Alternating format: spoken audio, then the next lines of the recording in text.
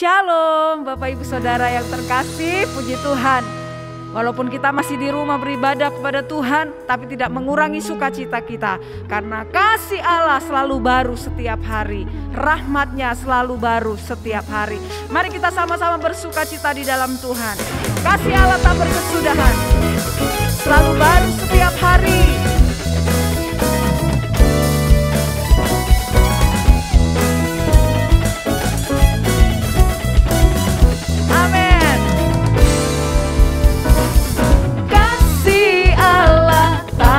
Kesudahan selalu baru setiap hari, rahmatnya pun tak pernah berakhir seumur hidupku. Kasih Allah tak berkesudahan, selalu baru setiap hari, rahmatnya pun tak pernah berakhir seumur hidupku.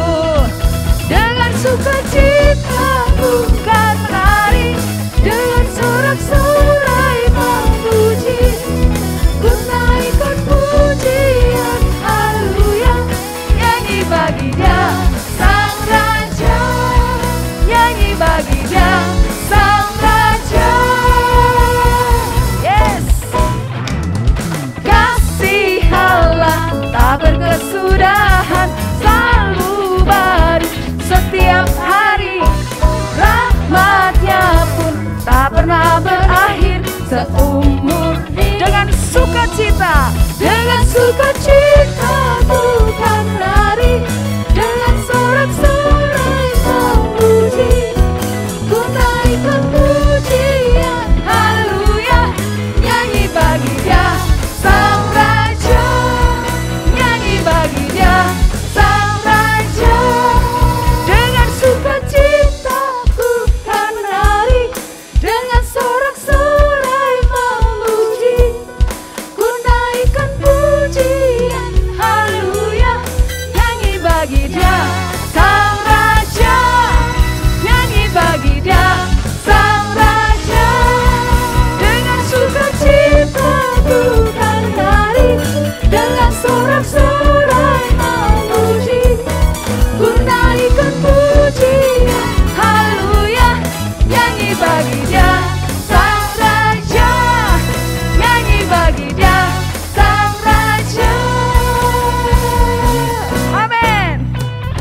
Tanganku kuangkat padamu, mensyukuri rahmat yang Kau beri. Kakiku melompat bagimu, sebab rahmat-Mu baru setiap hari. Bersyukurlah kepada Tuhan, sebab Dia baik, bahwasanya untuk selamanya. Kasih setianya, bersyukurlah kepada Tuhan, sebab Dia baik, bahwasanya untuk selamanya. Kasih setianya, na na na na na na na na na na na na na.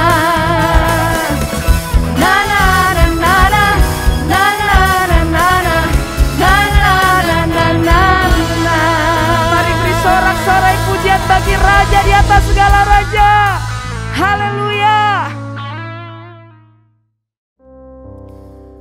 Biarlah pagi hari ini Tuhan, kasih-Mu memenuhi setiap hati kami.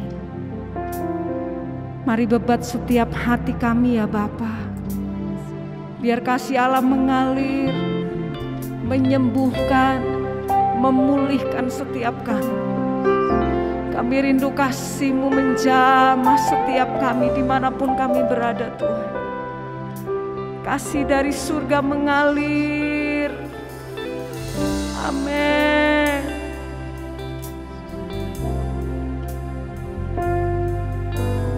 Kasih dari surga memenuhi tempat ini.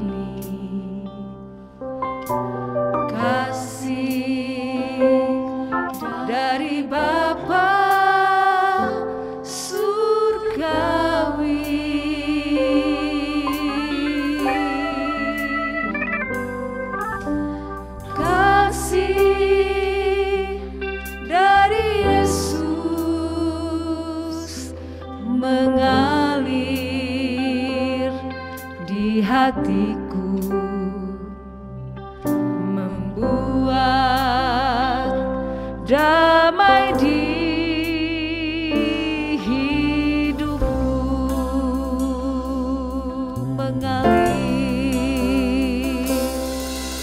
mengalir kasih dari tempat tinggi,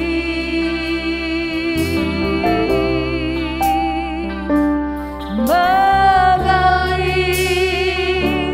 kasih dari tata Allah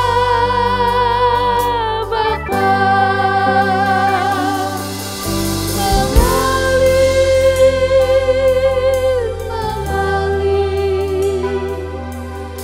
mengalir dan mengalir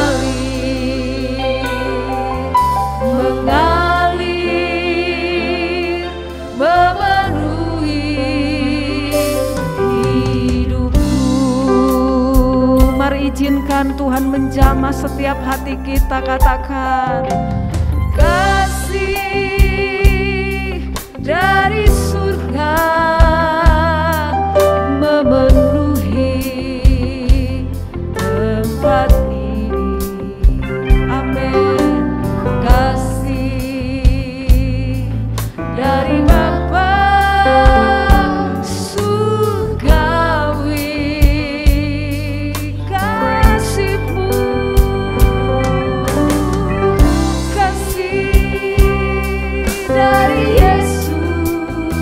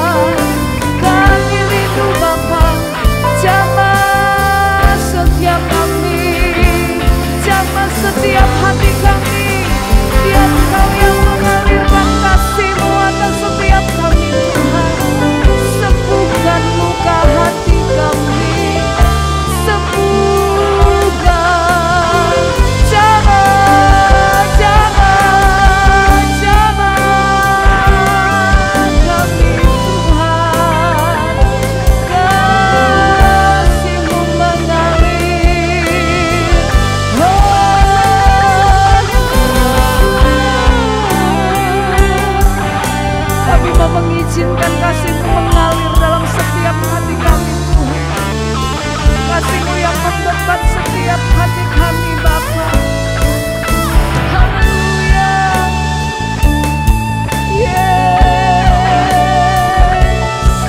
Kasih-Mu Tuhan,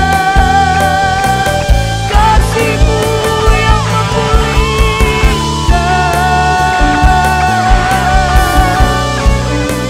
kasih-Mu yang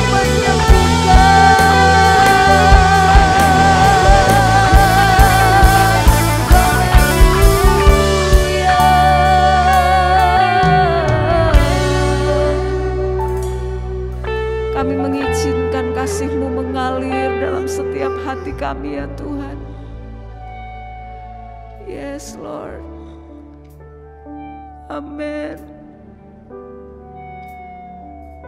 Haleluya. Kasih pasti lemah lembut,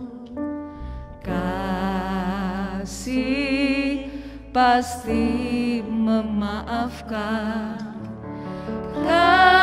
kasih pasti murah hati, kasih-Mu, kasih-Mu Tuhan. Sekali lagi katakan kasih, kasih pasti lemah lembut, kasih pasti memaafkan, kasih pasti murah hati, kasih-Mu, kasih-Mu Tuhan.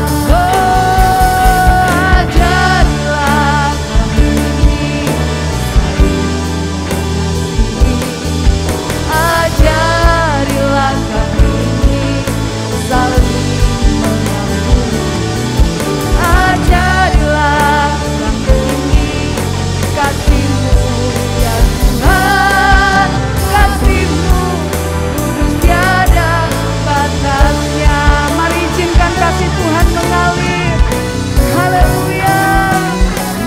Ajarilah kami ini saling mengasihi, ajarilah kami ini saling mengampuni, ajarilah kami ini kasih-Mu ya Tuhan, kasih-Mu kudus tiada batasnya,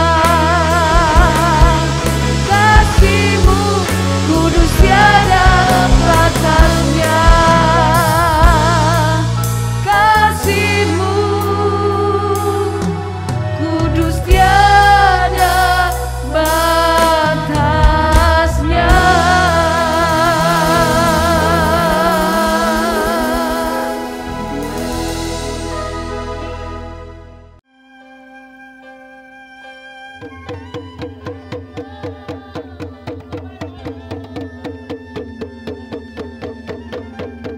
I just want to be a soldier in the army of the King, just a good and faithful soldier who's given Christ his everything. I'm content to be a worker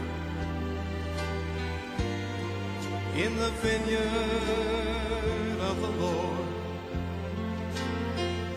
to hear Him say, "Well done, my servant." That's all I ask as my reward.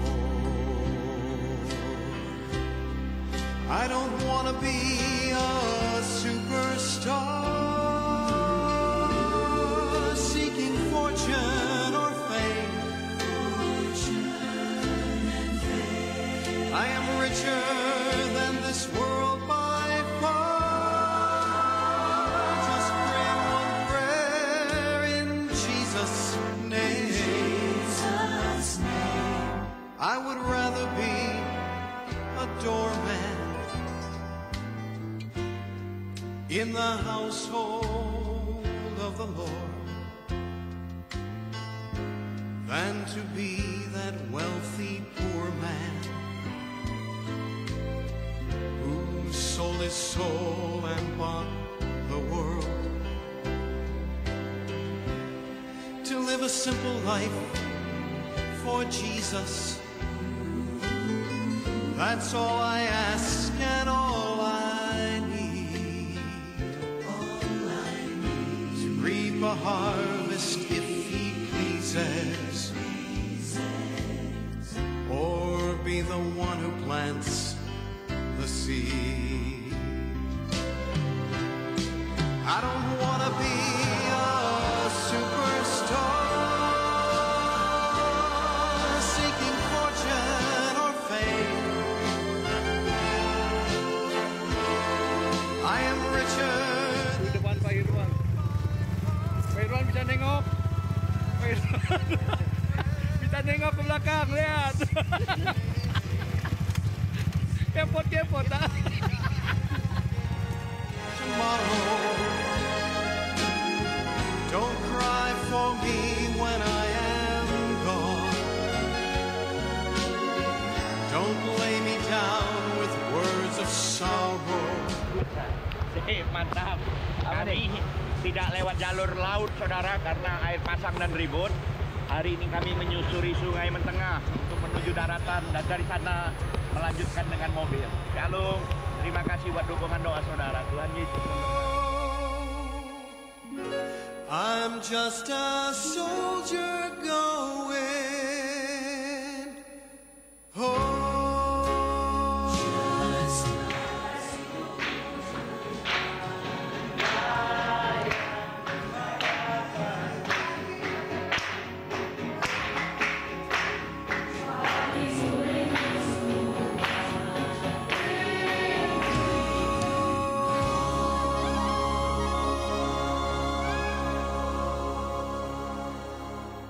Itu hidup saya. Hari ini saya ingin berbagi. Kita akan lihat firman Tuhan, Bapak Ibu. Dan ini keluarga saya, saudara. Istri saya, Nana. Anak kami dua, Joshua dan Caleb. Dua-dua udah kerja, saudara. Dan saudara, sejak COVID ini kan banyak perubahan, saudara. Yang pertama, hidup kita berubah. Yang kedua, kehidupan sosial kita berubah. Dunia bisnis juga berubah. Fashion juga berubah, saudara ya. Bahkan pelayanan kita juga berubah, saudara. Dan banyak hal yang membuat saya dan saudara harus menyesuaikan. Tapi keadaan ini tidak bisa menggembok saya dan saudara untuk tinggal diam, saudara.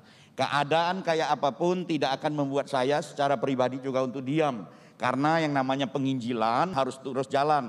Nah, kalau saudara lihat, saudara, sampai bulan September saya sudah travel hampir 42.230 km selama 9 bulan. Saya berjalan dari satu pulau ke pulau yang lain, dari satu kota ke kota yang lain, dari satu kampung ke kampung yang lain. Kenapa, saudara? Karena saya sedang memanggil mereka sebagaimana Mazmur katakan, marilah dengarlah kamu sekalian yang takut akan Allah. Aku hendak menceritakan apa yang dilakukannya terhadap diriku. Saya hanya berbagi apa yang terjadi atas hidup saya. Karena saya sudah percaya Yesus, makanya saya mau berbagi kepada orang lain. Nah, saudara yang dikasih Tuhan, hari ini saya kasih tema, namanya apa, saudara? Penginjil. Penginjil itu adalah unseen hero, adalah pahlawan yang tidak kelihatan. Kalau kita perhatikan Alkitab banyak mencatat, saudara ya. Di dalam kitab Ibrani mencatat para pahlawan iman. Ibrani 11 ayat 1 sampai 32 mencatat para pahlawan iman, heroes of the faith. Tetapi mulai dari 33 sampai 40, di situ juga ada pahlawan iman yang tidak tercatat, saudara. Bahkan dikatakan seperti ini, saudara, ayatnya. Ada pula yang diejek dan diderah, bahkan yang dibelenggu di penjara. Mereka dilempari, digergaji, dibunuh dengan pedang. Bahkan ayat 39, dan mereka semua tidak memperoleh apa yang dijanjikan itu, sekalipun iman mereka telah memberikan kepada mereka suatu kesaksian yang baik. Ada orang yang dicatat di dalam Alkitab sebagai pahlawan iman. Ada Musa, Abraham, saudara ya. Tetapi ada juga hamba-hamba Tuhan yang tidak tercatat. Bahkan mereka mati di dalam janji Tuhan tidak digenapi dalam hidup mereka. Tetapi mereka tidak luntur imannya, tidak stop saudara sebelumnya untuk terus bersaksi. Nah Bapak Ibu ini kasih Tuhan, kalau kita perhatikan matinya para pembawa berita agak serem sedikit saudara ya.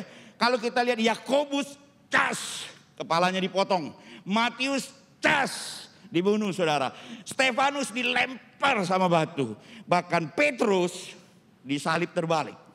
Nah Bapak Ibu ini kasih Tuhan, kalau kita lihat lagi Andreas disalib silang. Siapa lagi? Markus diseret di jalan sampai mati. Lukas digantung di pohon zaitun. Yohanes yang menulis kitab Wahyu saudara, dia sebenarnya direbus, tapi dia nggak mati.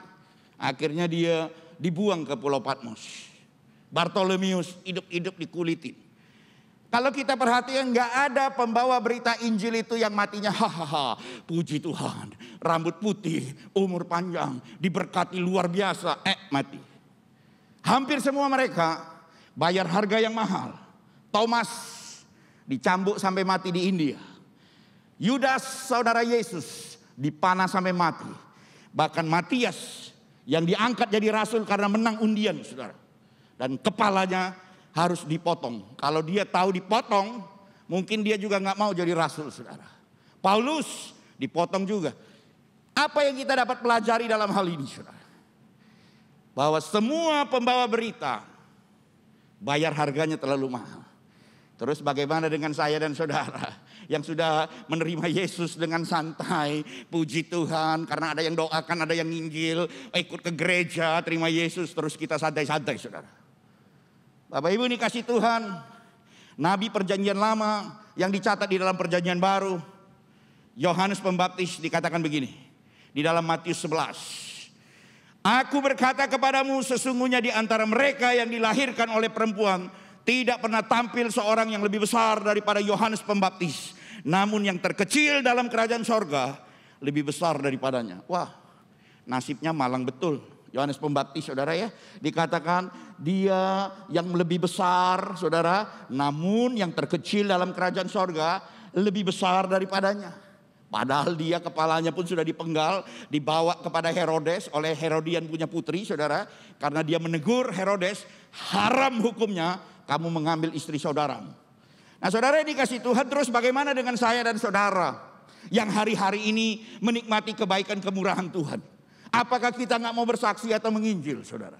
Nah saudara ini kasih Tuhan, pahlawan Tuhan yang tidak kelihatan itu adalah seorang penginjil. Seorang berani harusnya seperti apa saudara?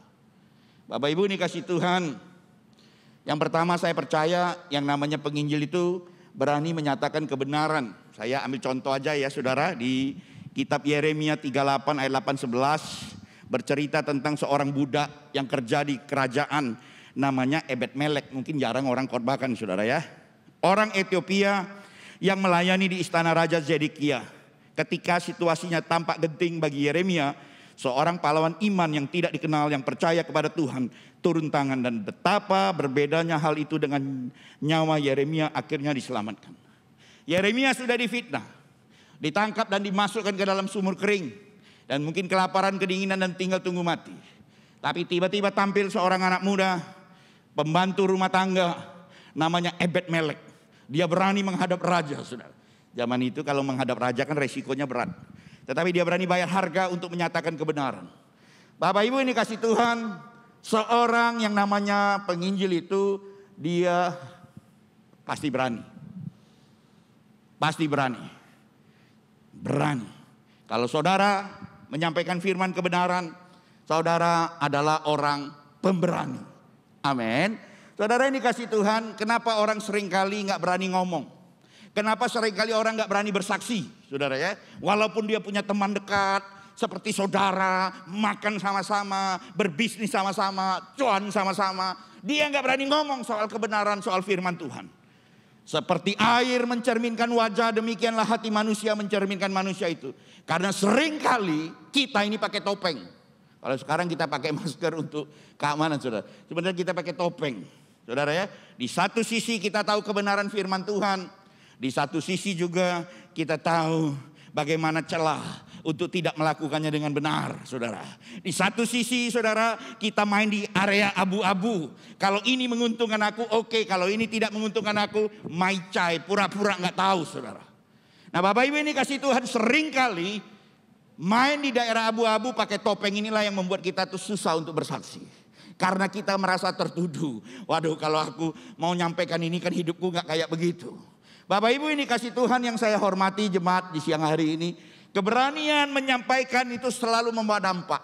Saya kasih contoh tentang perempuan kecil yang ditangkap, yang dibuang, yang ikut kerja sama Naaman ketika Naaman menguasai wilayah Samaria, saudara. Nah, saudara ini kasih Tuhan, perhatikan saudara.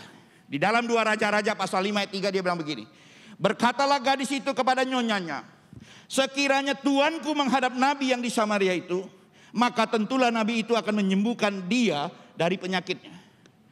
Ketika dia bekerja di rumah sang jenderal, dia melihat jenderal itu kusta. Kemana-mana orang takut dekatin, tidak ada yang bisa ngobati.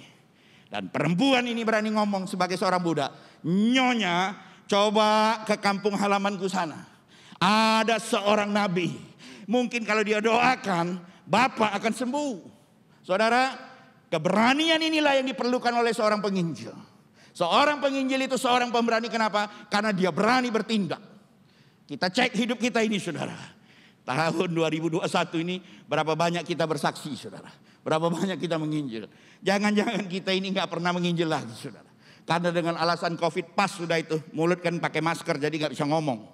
Nah, Bapak Ibu ini kasih Tuhan, kita diciptakan untuk membawa dampak bagi kerajaan Allah. Efesus pasal 2 ayat 10 ngomong dengan jelas. Karena kita ini buatan Allah, diciptakan dalam Kristus Yesus untuk melakukan pekerjaan baik yang dipersiapkan Allah sebelumnya. Ia mau supaya kita hidup di dalamnya. Jadi kita ini harus menghidupkan apa yang ada dalam hidup kita tentang kebenaran firman Tuhan itu. Seringkali kan kita tutup mata, saudara. Nah, Bapak Ibu ini kasih Tuhan, saya ingat satu kali berapa tahun yang lalu ya, tahun 96.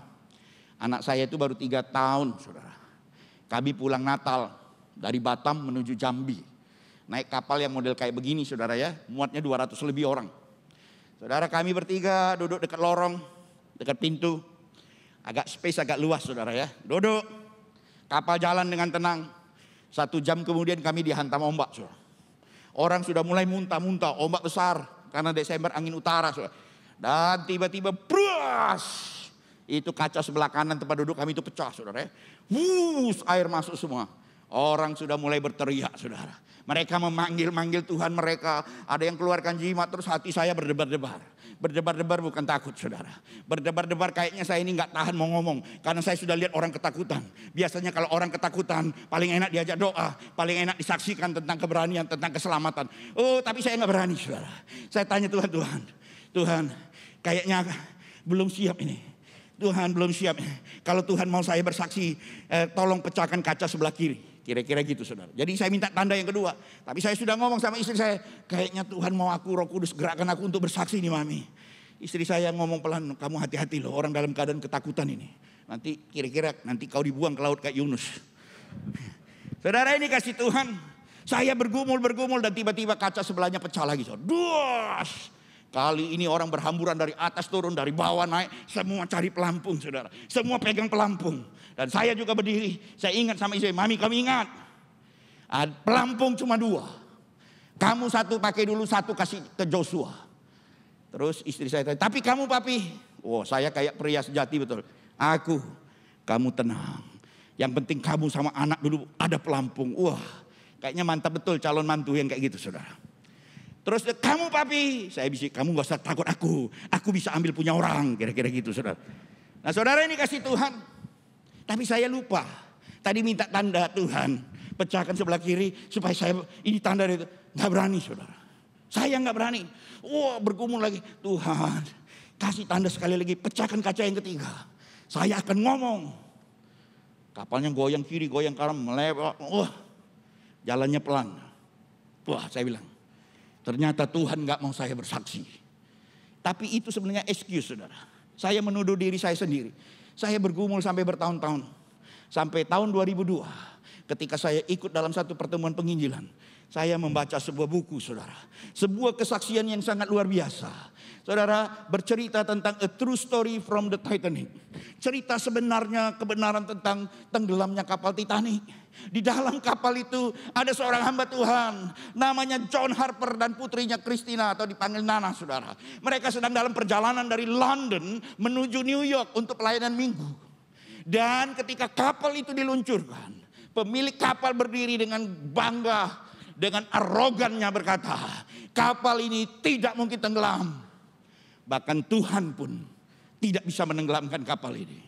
Karena itu kapal modern zaman itu, saudara. Ternyata pemilik kapal yang sombong itu keliru, saudara.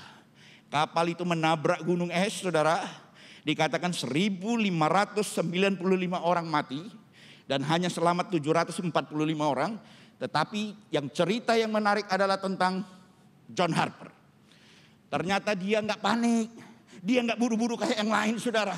Dia angkat putrinya, dia taruh di skoci, kasih life jacket, dia tumpang tangan, dia doakan, saudara, karena dia tahu nggak kapan akan ketemu lagi. Mungkin juga bisa selamat, mungkin juga bisa mati karena dinginnya air. Tapi yang dia lakukan, setiap orang yang mau naik skoci dia tanya, kamu sudah selamat belum? Kamu sudah kenal Yesus belum? Kalau kamu mati kamu kemana? Satu-satu orang dia tuntun untuk terima Yesus. Sampai dia sendiri juga ikut tenggelam. Di laut yang begitu menggelora, terapung-apung. Dia melihat seorang anak muda yang sudah mau tenggelam yang tanpa pelampung. Dia dekati anak muda itu, hey young man, do you know Jesus? Kalau kau mati kau kemana? I don't know. Tapi saya takut mati.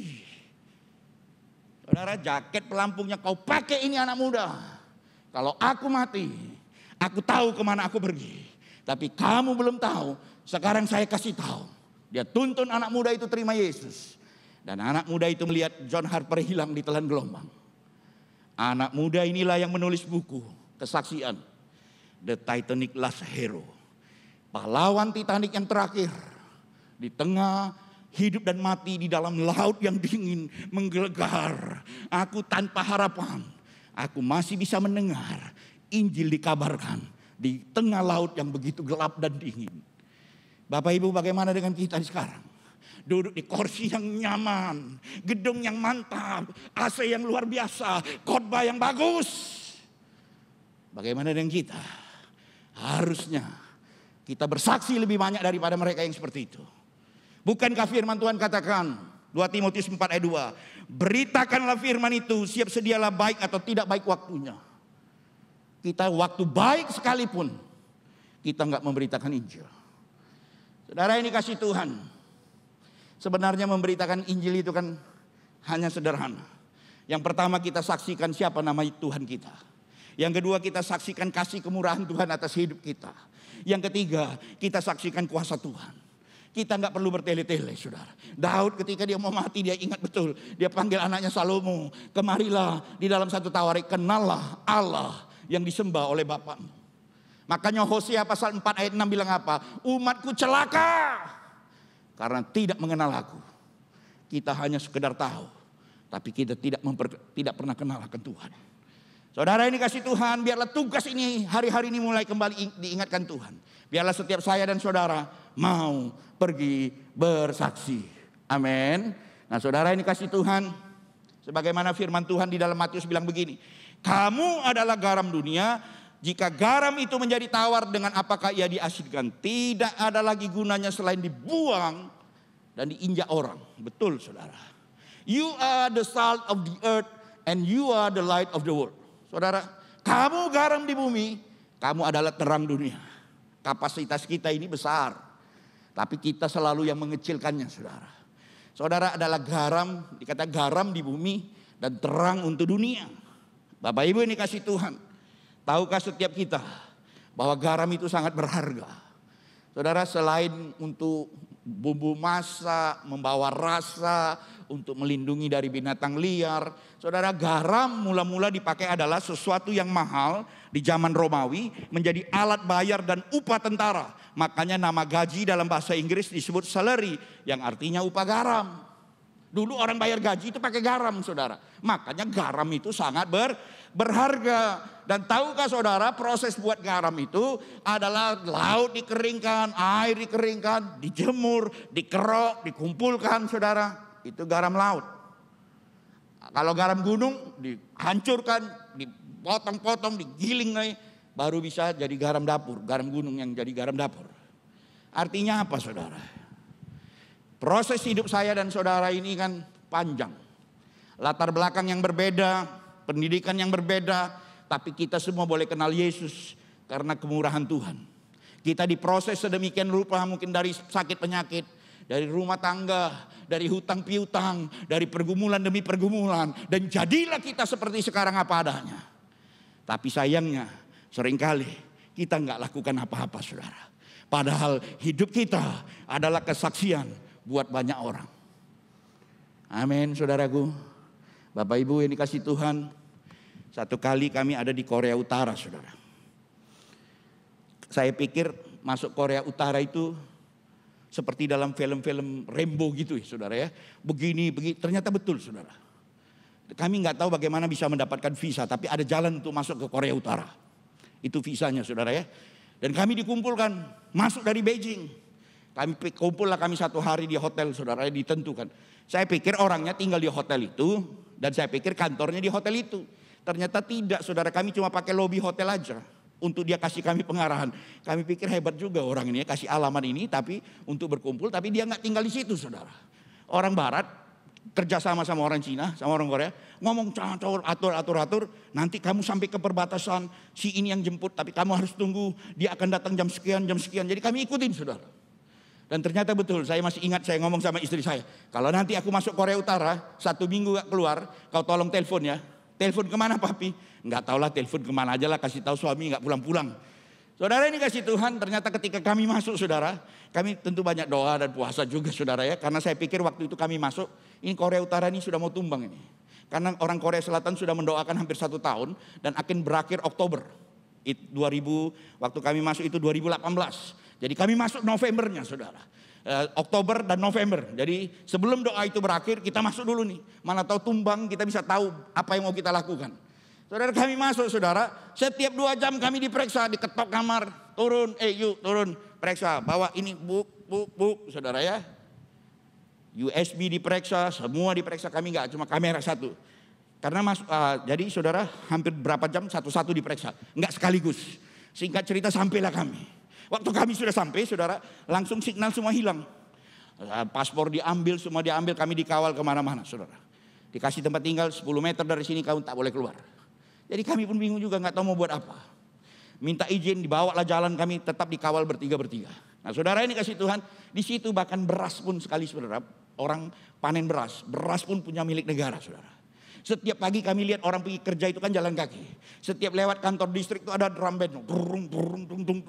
Untuk bikin orang yang kerja itu semangat kayak lagu-lagu perang itu, saudara. Kami masuk restoran makan, restoran punya pemerintah juga. Diputar lagu-lagu patriotik dan diingatkan tentang cerita-cerita, saudara. Bagaimana mereka dibunuh, saudara ya. Ketika mereka beribadah, maksudnya orang Amerika. Mereka beribadah dengan Tuhan mereka. Dan mereka menjatuhkan bom untuk bangsa kita. Jadi waktu Amerika menyerang Korea Utara itu, Pyongyang, itu hari Minggu, saudara.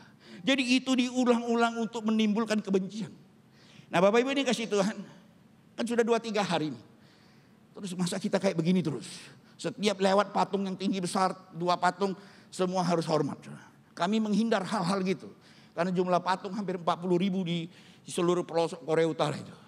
Gambar pemimpin besar mereka.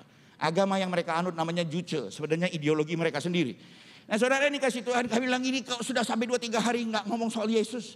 Mulut ini pun sudah latah, saudara. Nah, saudara ini kasih Tuhan, saya ingat yang tua yang bawa kami itu lagi ulang tahun. Saya bilang saya mau kasih kamu berkat blessing. Wah, dia senang, saudara. Tapi saya mau katakan speak blessing to your life.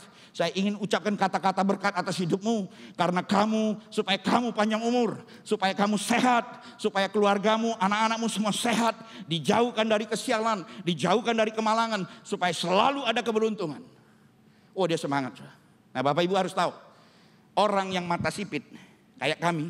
Yang makan pakai sumpit. Yang sembahyang pakai chopstick, saudara. Itu semua rata-rata satu orang Chinese takut mati.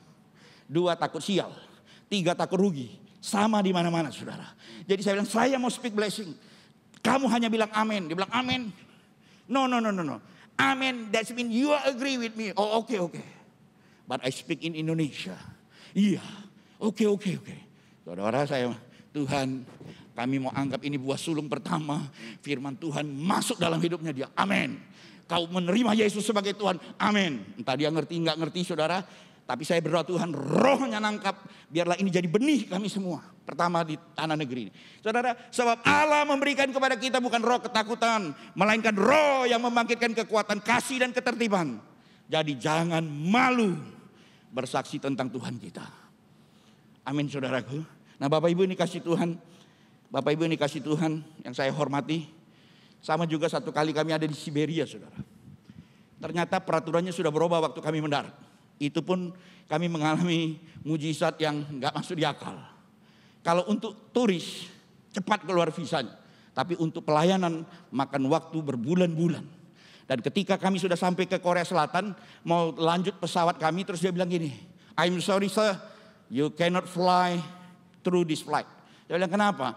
Karena visamu besok. Kaget. Wah saya gak ngerti ini. Kenapa besok? Kenapa gak hari ini? Toh saya masuk nanti malam I arrive 11:45 at night. No. Saya bilang saya tunggu. Sampai jam 12 baru saya nyebrang masuk. Kan sama aja. Cannot, gak boleh. Waduh, bergumullah kami saudara. Wah ganti tiket gak bisa, semua gak bisa, harus the next day. Waduh saya harus KKR malam itu saudara. Kami berunding. Istri saya bilang gini, papi. Aku nih kalau ikut kau nih capek loh, spot jantung betul. Kalau beli tiket lagi, kalau beli tiket baru hampir 40 juta berdua saudara. No. Saya cuma waktu itu kami gandeng tangan dengan Tuhan. Tuhan sudah biasa buat mujizat dalam hidup hamba-Mu. Mujizat yang gak masuk di akal pun Tuhan sudah biasa lakukan. Hamba hanya berdoa 1 kali lagi Tuhan buat mujizat, toh gak apa-apa juga. Tuhan yang ajaib. Saudara, tapi tiba-tiba manajernya itu bermurah hati saudara. Dia panggil kami lagi. Kau gak bisa hubungi agenmu, gak bisa karena Amerika sedang malam. Karena kami beli pesawat murah ekonomi saudara. Udah bisa, oke. Dia ngomong-ngomong ini ada pesawat nanti malam berangkat Aeroflot. Jadi kami kayak naik pesawat ekonomi diganti naik kayak Garudanya mereka. Saudara. Aeroflot jam 7 malam. Kamu sampai di Vladivostok nanti jam 5 pagi. Connecting flight ke Petropavlov jam 7 pagi. And you arrive in Petropavlov jam 2 sore. Oh boleh. Tetapi kami gak berani jawab saudara. Ini harganya berapa ini kan? Takut gimana ini ya. Terus dia bilang it is free sir. Oh free. Oh thank you. Terus istri saya langsung. Kau mai kepo ya kakin kia. Dia bilang jangan kepo lagi sekarang jalan. Langsung jalan saudara. Kalau dengar gratis itu kayaknya bergairah saudara ya. Tetapi saya pikir Tuhan punya rencana saudara. Waktu kami mendarat di Petropavlov. Pendeta pertama yang jemput kami Pak Irwan. Pastor. Tolong nanti malam. Kalau kau khotbah jangan kau tantang orang untuk terima Yesus. Undang-undang di Rusia baru berubah. Nggak boleh tantang orang terima Yesus. Aku hanya ingin ingatkan bapak gembalaku 20 sekian tahun di penjara. Ibu gembalaku sekian tahun penjara. Mamaku sekian tahun di penjara. Dia mengingatkan saudara. Dan aku pun nggak tahu mungkin nanti malam pun mata-mata ada di gereja kita. HP kita pun sudah disadap. Tapi tolong jangan tantang orang terima Yesus. Saudara bisa bayangkan. Saya disuruh jangan tantang orang terima Yesus. Ini katanya mau KKR saudara. Bikin kayak begini. Sebab tidak mungkin bagi kami untuk tidak berkata-kata tentang apa yang telah kami lihat dan yang telah kami dengar. Gak mungkin dong saya cerita soal berkat. Karena ini tempat hampir banyak orang gak kenal Tuhan. Saudara, tapi Tuhan izinkan kami ngalami tiket masalah, ngalami mujizat, saya langsung nangkep. Saya mau bercerita tentang mujizat. Saya bersaksi saudara. Bagaimana kami datang ke Petropavlov, penerbangan yang paling jauh. The most far east from Moscow. The most far east from Vladivostok. Kami sampai di tempat ini itu musim panas. Musim panas saja suhunya 8 derajat saudara. Karena Tuhan melakukan mujizat, saya mulai ngomong soal tiket saudara. Saya mulai ngomong bagaimana istri saya kena kanker payudara, disembuhkan Tuhan. Saya ngomong tentang anak saya usus buntu 13 hari, ususnya pecah. Waktu itu saya masih melayani di Bandung saudara. Saya cuma bilang Tuhan kalau anak saya mati baru saya pulang. Kalau enggak mati saya akan jalan terus. Saudara ini kasih Tuhan. Saya saksikan itu. Dan saya sekarang saya mau tantang kamu semua. Yang mau mengalami mujizat Tuhan. Maju ke depan. Maju juga mereka saudara. Tentu saya doakan dengan bahasa Indonesia saudara. Tuhan masuk dalam hidupmu jadi Tuhan dan Juru Selamatmu. Amin. Mereka sama juga ngomong amin. Enggak ada alasan buat saya dan saudara tidak menceritakan kebaikan dan kemurahan Tuhan. Amin. Saudara, baru-baru ini Agustus, saya sudah mau ke Jakarta karena ada sidang MPL, saudara. Karena Pak Ketua Umum bilang, Irwan kamu, oke Pak siap. Saya sakit perut, saudara, habis makan pagi. Tiba-tiba saya berak di celana, saudara. Bayangkan sudah tua-tua berak celana, nggak masuk di akal, saudara. Terus saya masih ganggu istri saya, Mami, saya nyetir mobil, kamu ada cium bau-bau nggak? Enggak, aku pakai masker 2. Dia bilang, oh ya udah aman lah kau. Tolong sampai rumah buka pintu, biar papi lari dulu langsung ke toilet. Waktu saya turun dari mobil, kenapa warnanya merah, bukan kuning, saudara? Saya bilang, aku kok datang mens ya? Saya bilang gitu, saudara. Ini kok merah ini? Lari ke toilet, buka, saudara. Wah, gumpalan kayak hati keluar. Saya bingung ini apa lah ini ya. Bawa sini HP-ku. Ini pasti jadi kesaksian. Saya foto, saudara. Dan 2 jam kemudian saya bocor darah. Yang terakhir saudara lagi chat sama Ketua Umum. Tiba-tiba saya sakit perut. Lari ke toilet belum sampai sudah kayak keran pecah. Bros, darah kemana-mana. Saya masih sempat lap dulu. Supaya istri saya gak repot. Napas sudah sesak. Dan saya dengar suara. Sebentar lagi kamu mati. Sebentar lagi kamu mati. Saya sudah sering dengar kayak begitu. Saudara. Oh enggak Tuhan, saya gak mati. Ini tidak suara setan, simbolis, kuntilanak, mak lampir ini. Tidak, saya tidak mati. Kamu mati sebentar lagi. Saya langsung ingat oksigen saya dipinjam orang. Saya buka pintu, saya teriak, Mami, cepat kau naik atas, aku sudah gak kuat. Terus saya tumbang. Celana pun tidak sempat diangkat lagi, saudara. Dan rebah. Badan dingin semua, saudara, badan pucat. Tapi saya ingat, aku tidak akan mati. Tetapi hidup dan aku akan menceritakan perbuatan-perbuatan Tuhan. Saudara, langsung saya dilarikan ke rumah sakit, saudara, masuk ambulan, periksa kiri, periksa kanan. Besoknya saya keluar. Nggak ada sakitnya, saudara. Jantung bagus, darah bagus, kolesterol bagus, semua bagus. Dan saya tahu satu hal. Pengkhotbah pasal 9 ayat 4 bilang begini. Tetapi siapa yang termasuk orang hidup mempunyai harapan. Karena anjing yang hidup lebih baik daripada singa yang mati. Saudara tahukah saudara? Sepanjang 2020 sampai 2021. 436 pendeta GB ini yang mati karena COVID maupun turunan COVID.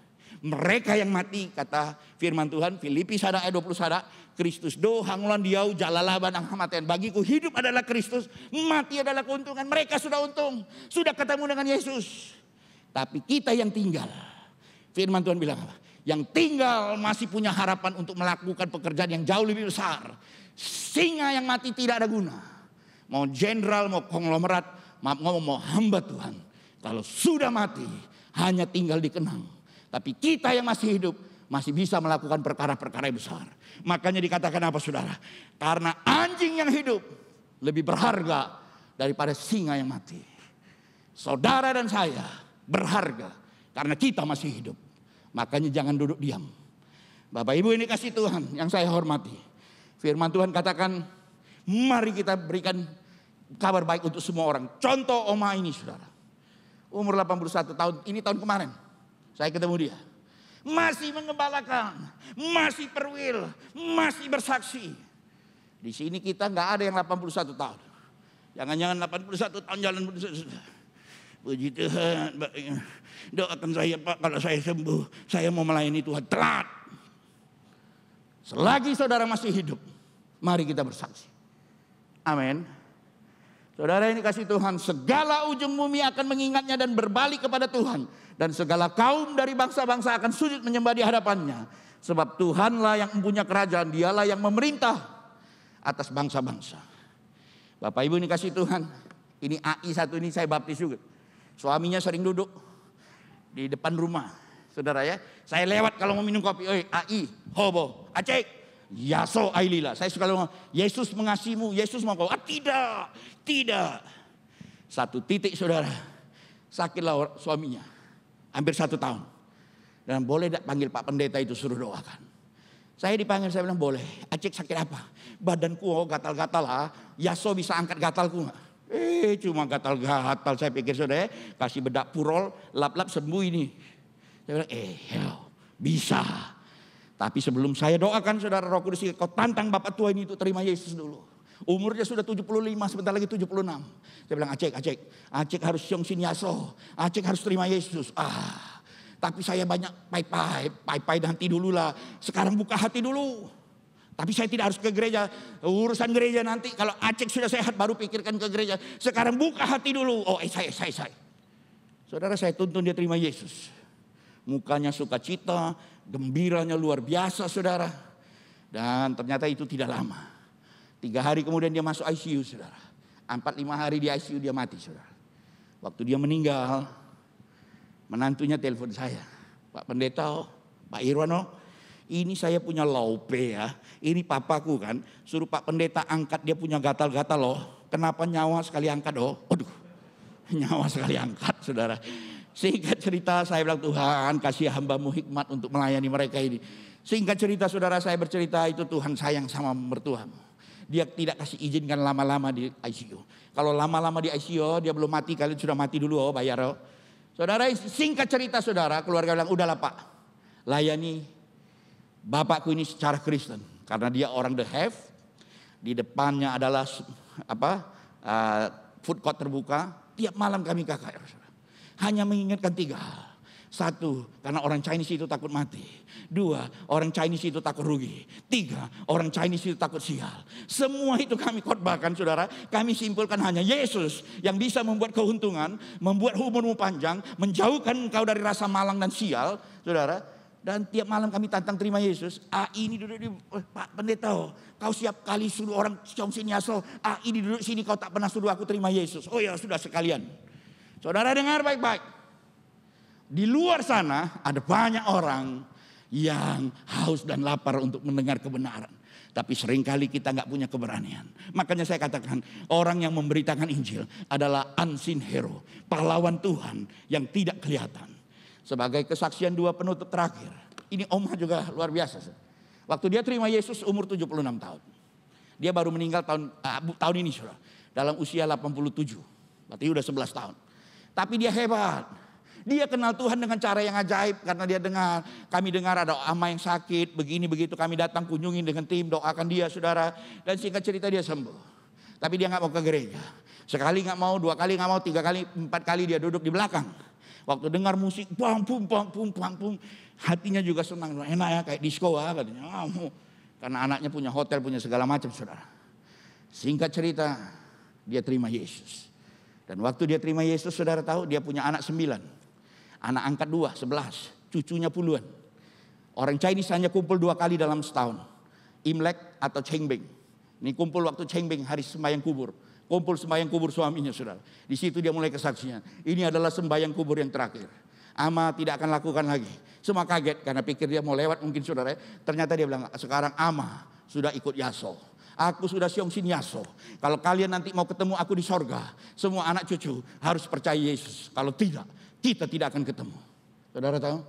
Hari itu 1 bulan kemudian 28 anggota keluarganya dibaptis. Saudara dengar baik-baik. Ini masa penuaian saudara. Belum lagi bicara soal orang Kedar. Satu kali saya ada di Minangkabau saudara. Mereka bercerita tentang Sirotol Mustaqim. Jalan yang lurus. Rambut di belah 7. Rambut yang di belah 7. Susah bagi kami kau mau masuk surga. Terus saya naik ke mimbar yang sama saudara setelah Pak Ustadz. Betul kata Pak Ustadz kok. Memang susah masuk surga. Tapi mohon maaf. Karena ambo orang Nasrani. Mohon maaf Bapak Ibu. Karena saya orang Nasrani kami punya jalan tol. Kan beda saudara. Orang rambut di belah 7 susah jalan, kita punya jalan tol. Namanya Yesus. Itu yang saya saksikan. Nah Bapak Ibu ini kasih Tuhan. Sebagai penutup sebelum saya berdoa. Tahun 82 ada film yang sangat terkenal. Namanya The Grave of the Firefly. Namanya kuburan kunang-kunang saudara. Di situ bercerita tentang anak yang 11 tahun. Yang seharusnya bukan beban dia saudara. Tapi dia sedang memikul seorang mayat di pundaknya. Ternyata adiknya yang umur 2-3 tahun sedang mati saudara. Mati karena orang tuanya sudah mati kena bom Hiroshima Nagasaki waktu itu. Sekarang adiknya mati bukan kena tembak tapi adiknya mati karena kelaparan. Dan dia sedang ngantri. Bukan ngantri makan, ngantri di tempat pembakaran mayat saudara. Sedang ngantri karena begitu banyak mayat dibakar. Seperti orang kena COVID kemarin kan banyak dibakar. Ngantri saudara. Dia juga ngantri. Ketika sampai kepada gilirannya. Petugas kremasi bilang. Letakkan bebanmu di sini. Marahlah anak ini. Dia bukan beban. Dia adikku. Dia taruh, dia pergi sambil menangis. Saudara dengar baik-baik, Bapak Ibu ini kasih Tuhan. Penginjilan bersaksi tentang kebaikan kemurahan Tuhan atas hidupmu bukan beban. Tapi sesuatu yang harus engkau bagikan supaya orang tahu engkau pengikut Kristus. Mari kita berdoa. Bapa Surgawi, hamba-Mu selesai menyampaikan firman. Terima kasih buat semua kebaikan kemurahan Tuhan atas hidup kami. Hari ini kami belajar, seorang pemberita Injil adalah seorang pemberani.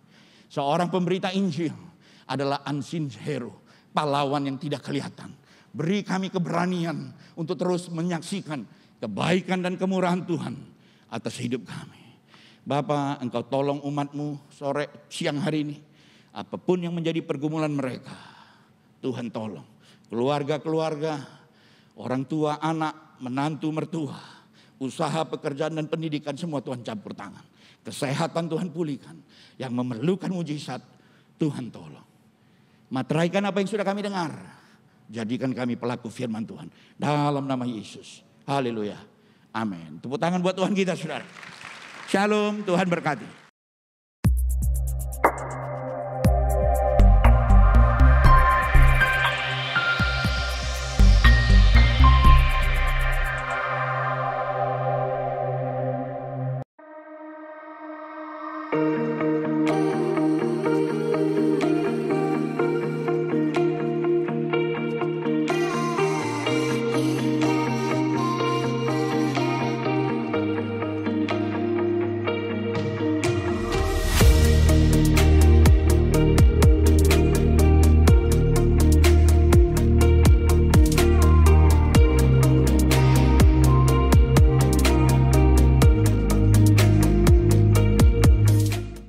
Shalom saudara, terima kasih sudah beribadah bersama kami di tempat ini. Kami berharap saudara bisa menikmati hadirat Tuhan melalui ibadah ini. Bagi saudara yang baru pertama kali hadir beribadah, kami senang saudara bisa bergabung bersama dengan kami. Ibadah onsite GBI Bethel Harapan Indah diadakan setiap hari Minggu pukul 8.30 dan 10.30 pagi. Ibadah online juga bisa saudara ikuti pada pukul 6 pagi melalui YouTube GBI Bethel Harapan Indah. Kami juga mendorong saudara untuk bertumbuh melalui kegiatan mingguan di gereja ini. Menara Doa Pagi diadakan setiap hari Senin sampai Sabtu pukul 6 pagi melalui aplikasi Zoom.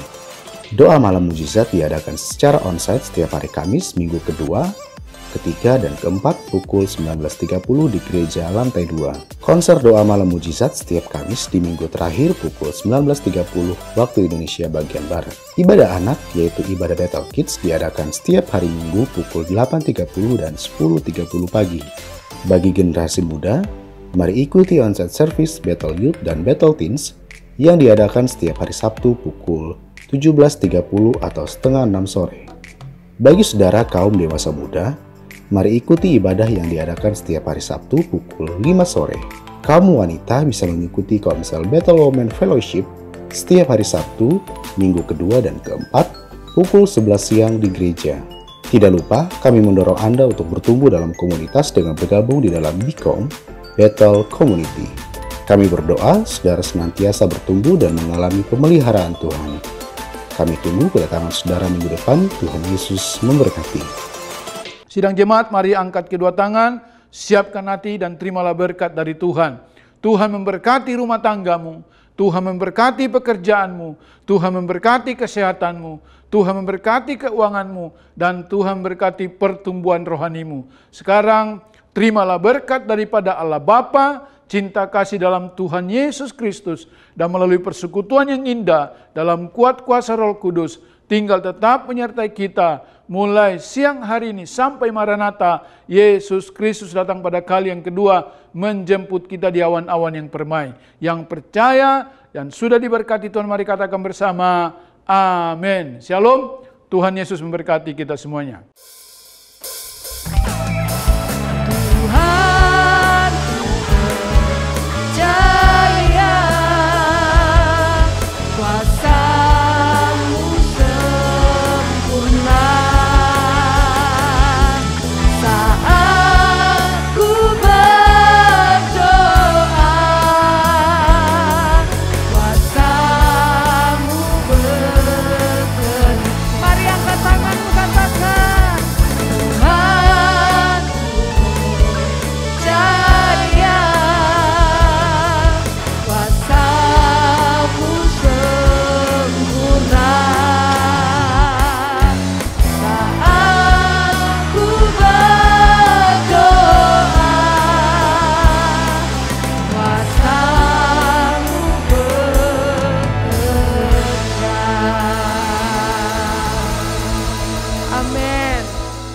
Bapak Ibu percaya ketika kita berdoa, kuasa Tuhan bekerja. Selamat hari Minggu, Tuhan Yesus memberkati.